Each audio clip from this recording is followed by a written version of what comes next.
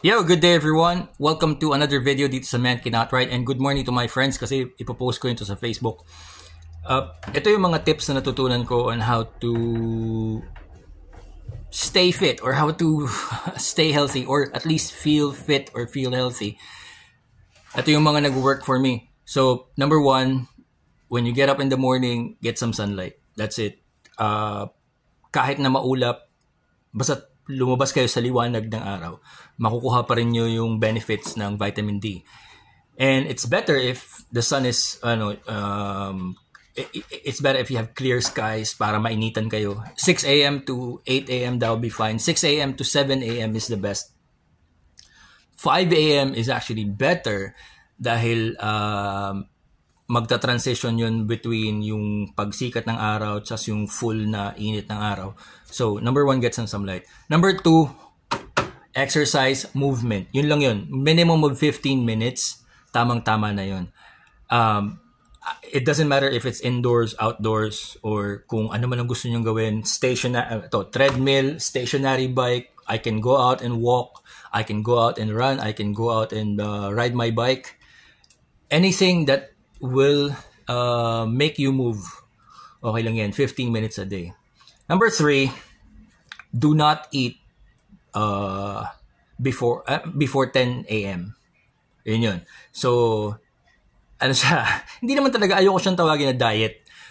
More, it's a kind of fasting. Ano ba? Eto, yun, naisip ko na. Okay, pasensya na, spontaneous to. So, pagkagising natin, yung liver natin, inire-release niya yung stored energy from our stored fats or kung ano man. So, hindi natin kinakailangan ng food to fuel our body in the morning. Meron tayong fuel. Yun yung i-burn natin.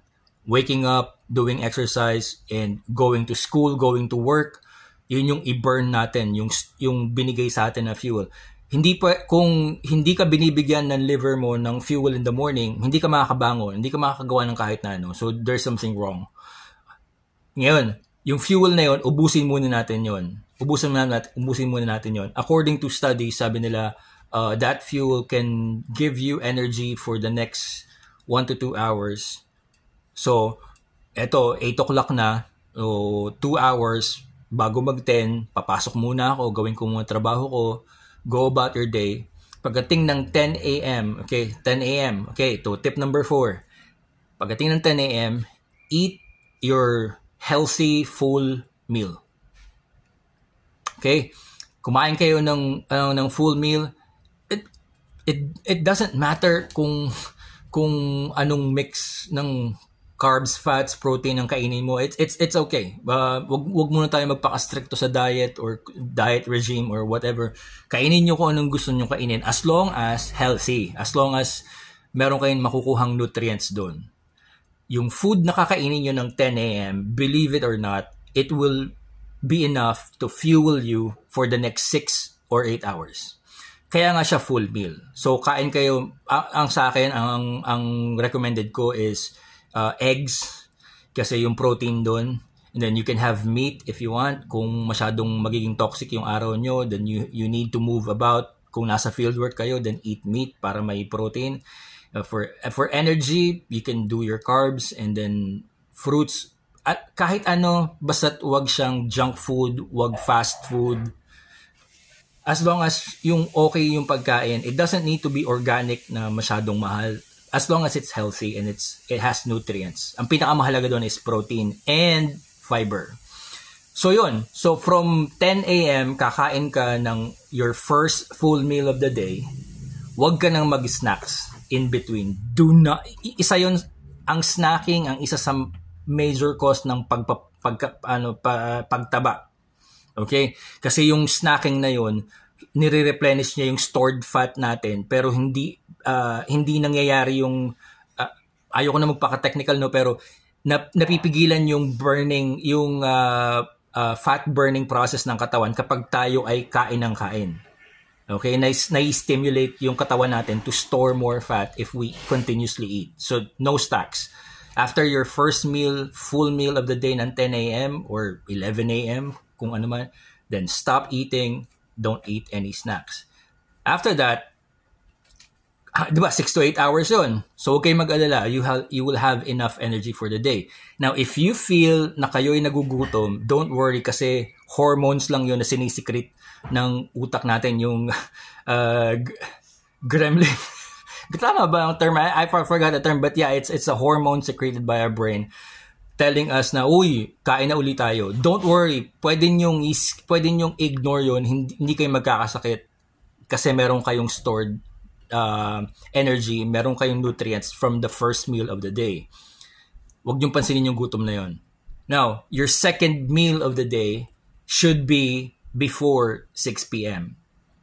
Before 6 p.m. So kung lalabas ka ng school, lalabas ka ng trabaho, you can eat out with your friends, social life, that's fine.